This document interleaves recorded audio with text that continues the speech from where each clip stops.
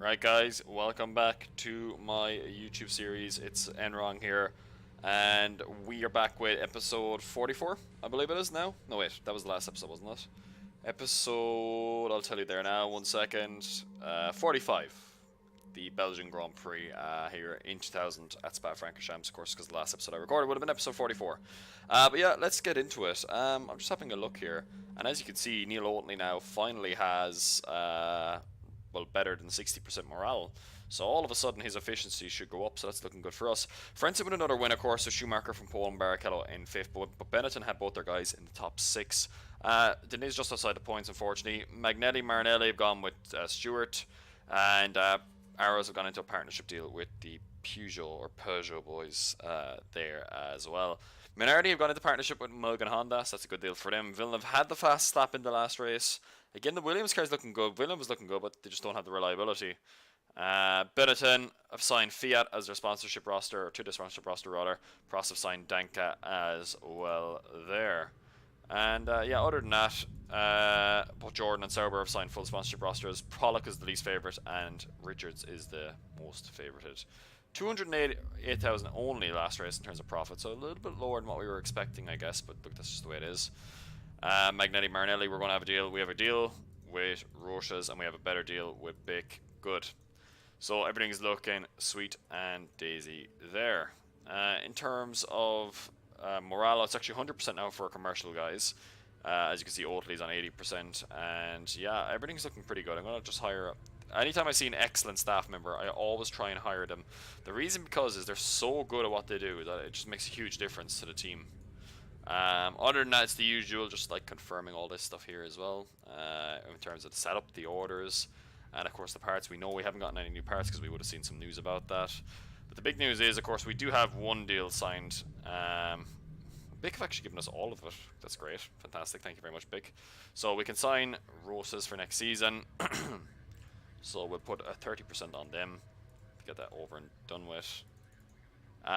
So yeah, all that's left now. There's only a few sponsors left. Diversity, Lever, and IXon. So let's get these guys. Let's see if we can get a bit of negotiations done with these guys. I hope we can. I'd like to think we can. Let's put 10%, 15%. Yeah, and then we'll put the other 10% there on this as well. See what we can get out of it. But yeah, in terms of sponsors, now we've got 95% for next season, of course, with Roches coming in. And all of a sudden now we're almost at that 700k mark, as opposed to the 1.7k we have been getting for this season per race. Which means the upping in revenue that we're going to be getting in from the FIA should almost compensate for that. As well as getting rid of Barrichello, who was a bit of a drain on our finances. And we're bringing in Deniz now. Or sorry, replacing Deniz, but we're getting 2 pay drivers in. So it should kind of balance out a bit more effectively. We're going to have to see how exactly that goes. It's probably going to take us an extra race there, as you saw, guys, to get in with the wind tunnel design of the car, which is not ideal, but at the same time it's okay. We're getting there slowly but surely. For now, it's just building these spare parts as we always do. And yeah, everything's looking good at the moment. I'm enjoying it now a lot more than what I was last season. It was pretty painful, to be honest, going around at the back of the grid. So yeah, just replacing the wear on the cars.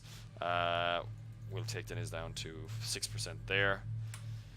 And what we'll do, since we've had a bit of time to repair damage, we'll do that as well, because damage does actually slow the car down as far as I am aware. So guys, yeah, that's it. Let's get into Spa, and let's see how we do.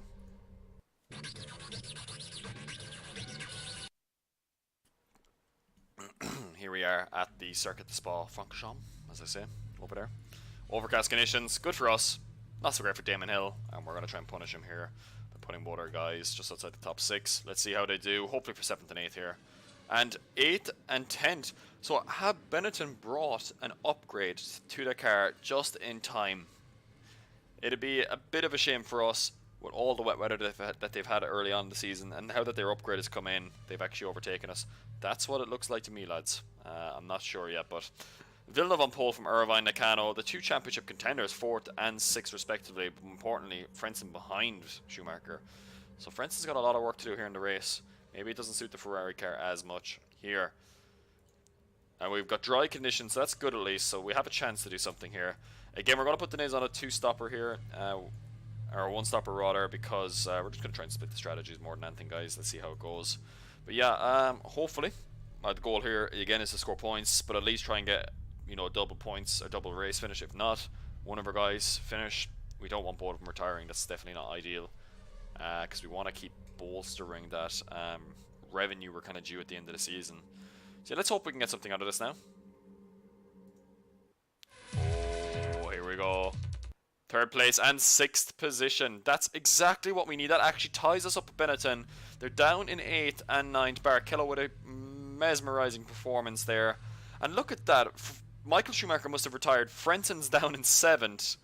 Ross at 5th. Nakano 4th. Villeneuve 2nd. Irvine wins for McLaren. What a race for us, though. And that puts us right back in the championship hunt. Michael Schumacher with a gearbox failure there. Brilliant performance from Barrichello. We're going to miss him next season with these just really good finishes. And this is the difference. He can come out with one spectacular result. This isn't really something Deniz can do. Deniz can kind of be thereabouts, but Barrichello, the difference maker. And yeah, as you can see now, Schumacher, Frentzen, okay, it's all the same. Irvine jumps both Hill and Rossett. Rossett actually ties up Hill. And all of a sudden now Irvine jumps into 4th place in the championship. Villeneuve starts to narrow the gap, but he's out of it, isn't he? He's 24 points behind. He has to win pretty much every race. Hope Schumacher doesn't finish any of them. So it's still between the top 2 rather. And yeah, but what that means for us is, oh, actually we're 2 points behind. Oh, I'm wrong, of course. I'm thinking of the different point system. It's 4 points for 3rd. So we're 2 points behind. Okay. Not as spectacular, as excellent as I thought, but we have a chance now. We have a real chance. And hopefully we can do something with this. But guys, that's been this episode. Thanks very much for watching, and we'll see you next time.